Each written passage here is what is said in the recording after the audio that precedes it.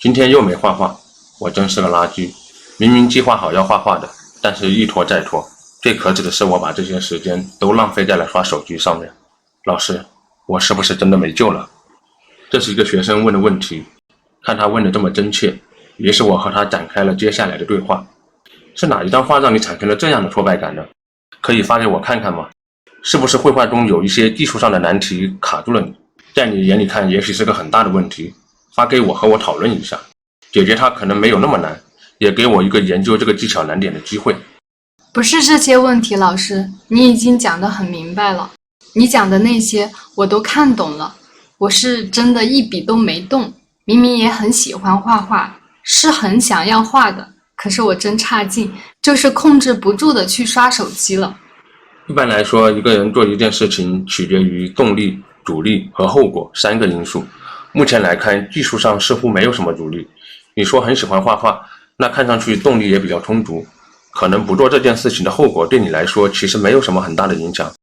也许是担心自己做不好吧，我总觉得一件事情如果做不好的话，还不如不做，所以总是会在心里做很多心理建设和准备，把自己的状态调整到一个感觉很好的地步再出发。比如说，如果今天光线不好的话，我就觉得可能不适合画画。同样，如果我觉得内心里的状态没有很想画画，心里有很多杂念的话，我也不会选择动手。我好像没有这样的状态。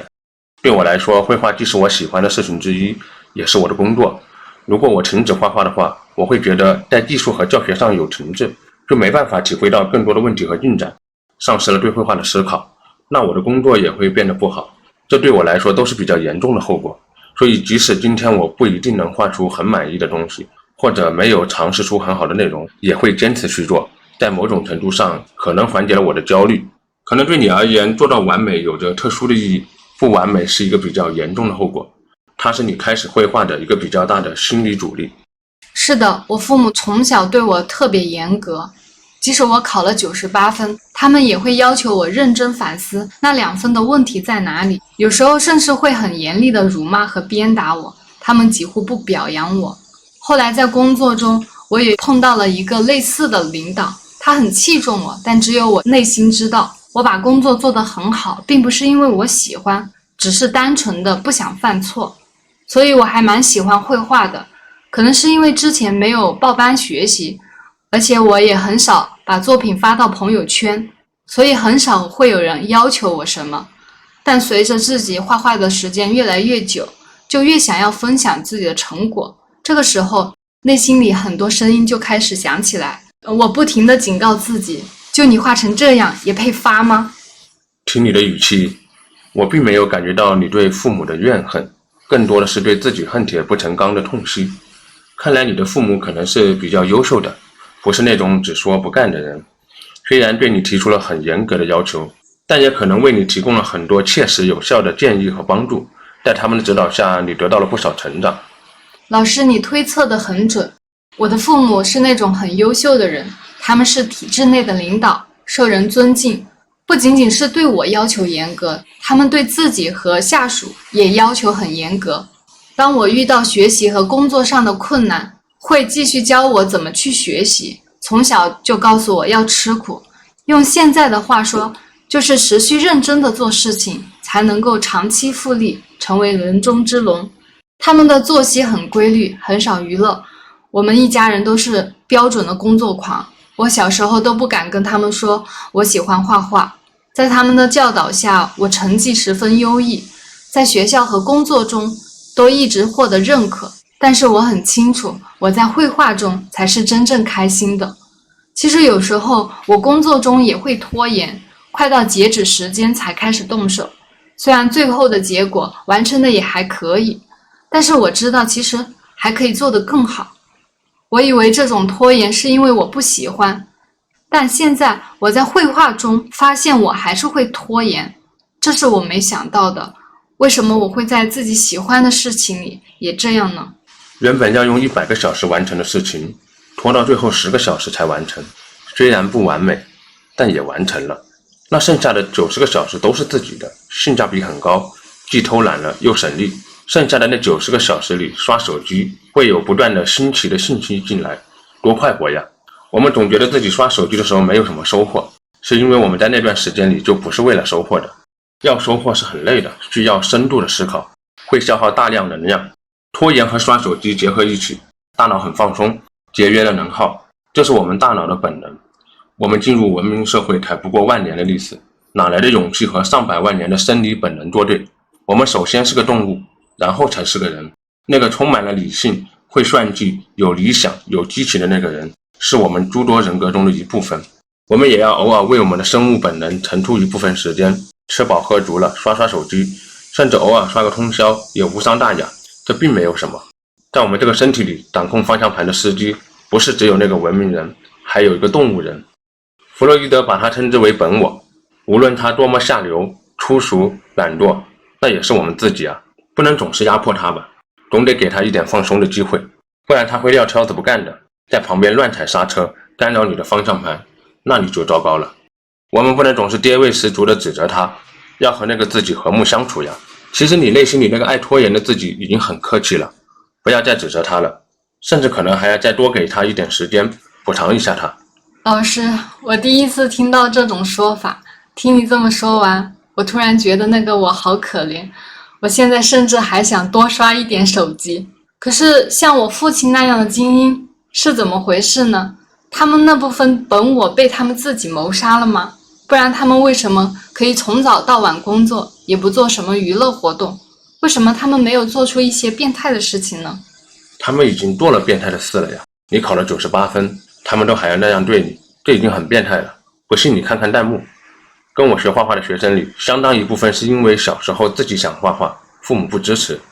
在我们成长的过程中，你会发现，在外面受了气的人，一般都会在家里宣泄，因为被压抑的东西，总要有一个释放的地方。很遗憾，那个地方往往是家。我们很多人都想要父母一个道歉，甚至一辈子都在祈求，但是可能永远也得不到。当你长大成人后，也许能够体会到他们当年的苦。不同的时代，不同的人生，让本我驾驶人生的代价是不一样的。我们如此努力，就是希望下一代可以活得稍微放肆一些。老师，你说的话戳中我了。我过去有段时间一直很想指责他们，但当我理解他们以后，我又觉得不能指责，一直有一份奇怪的委屈，没有得到理解和安慰。我不知道去找谁，甚至今天没有和你交流，我都没有去正视这个问题。我会觉得那是无理取闹。在某种程度上，我已经很幸运了。我的父母虽然要求严格，但他们并不是表里不一的家暴者。随后他哭了一段时间，他说自己哭出来以后好很多了，并表示自己接下来会尝试接纳那一部分想要刷手机的自己。后来我们在相对放松的语境中聊了一个有趣的问题，我们的生活中一直有一些人什么事情都爱拖延的，那是一种什么情况呢？有专家说拖延是会上瘾的，因为我们发现如果只要花一点时间就能够完成任务，那么拖延这件事的性价比就很高。不过这个专家只说了一半，因为还有一类人明知道有严重的后果，但他仍然拖延了，并且还真的没有完成。这种拖延是被巨大的压力击败了，丧失了行动能力，因为他们觉得做了也没什么用。比如做这件事情的阻力太大，怎么学怎么做都不会，放弃了。又比如感觉这件事其实没有那么大的意义，自己费那么大劲去获得的回报实在令人难以心动。这种拖延其实主要原因就是做了自己不喜欢的事情，还总是被迫做很艰难的事。可能这就是做人的困难吧。我们没办法像动物一样，饿了就吃，困了就睡，一切按照自己的本性做事，因为我们要在生活中做各种各样被别人安排的事，去完成别人的目标，不能去做自己喜欢的，能挣钱的不喜欢，喜欢的不挣钱。其实我人生中有一段时间偷偷辞职，在乡下住了一段时间。我惊讶地发现，乡下的蔬菜鸡蛋都好便宜，每天的生活开销可能就几块钱。我原本在城市中很难入睡，经常熬夜到凌晨3点，可是到了这里10点不到就很自然地睡着了。乡下的晚上很安静，一点车水马流的声音都没有。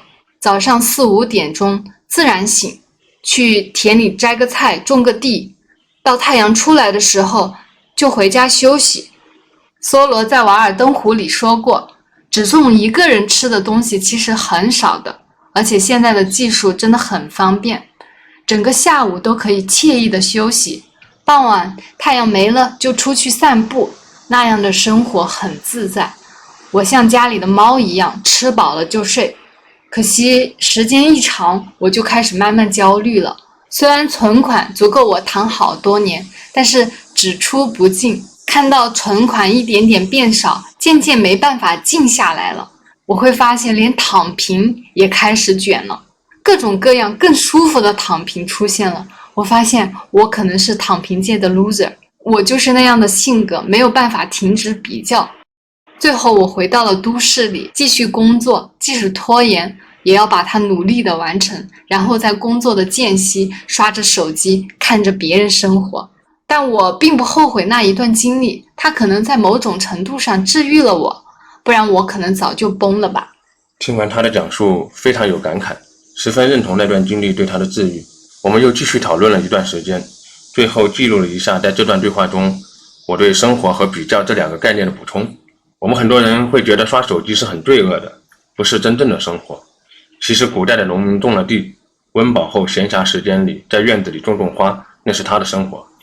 建国初期的工人工作完成之后会喝汽水打篮球，那也是生活。我们现在在办公室里上完班回到家刷手机，这是我们的生活。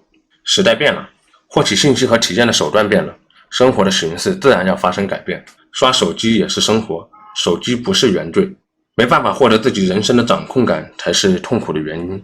至于比较，那并非是一种无法停止的人性深渊。以口腹之欲为代表，我是湖南人，喜欢吃辣，口味比较重，湖南菜比较下饭，一顿会吃好几碗。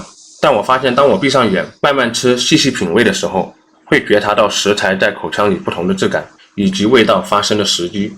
有的辣椒是在口腔的，有的却发生在喉咙，有的甚至是辣在胃里。一样的饭菜，但味道的丰富程度却截然不同，而且往往一碗不到就饱了。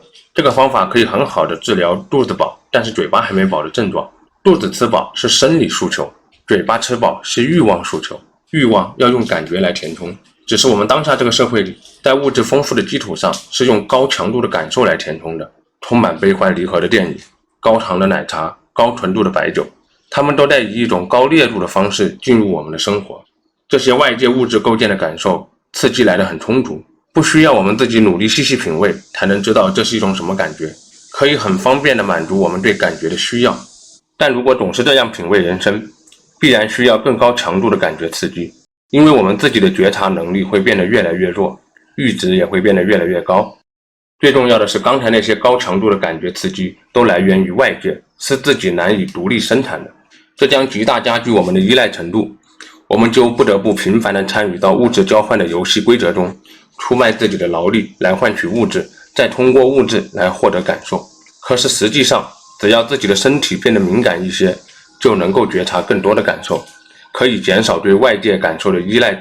因为我们的身体内部本来就有很多很丰富的感觉，不然我们闭上眼睛做的那些梦是怎么诞生的呢？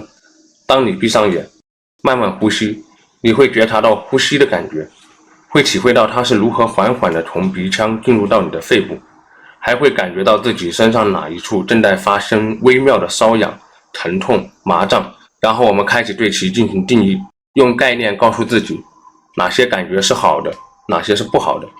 我们执迷美好的，回避不好的，于是开始不断地想办法去寻找那种曾经美好的感觉，并且不断地加大力度去构想它，试图还原一种更美好的体验。如果是这样，那我们不过是从对外界物质的依赖转向了对自己内部感觉的依赖。我们真正要做的仅仅是观察这些感受诞生，然后直到它们消失，不对这些感受进行任何定义，只是单纯的看。这和最临近的绘画体验是一样的，单纯的去看，然后描绘。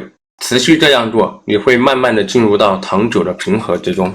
那一刻的你，是真正的摆脱了对欲望依赖的你，真正的从欲望的牢笼中解脱了，那是灵魂上真正的自由。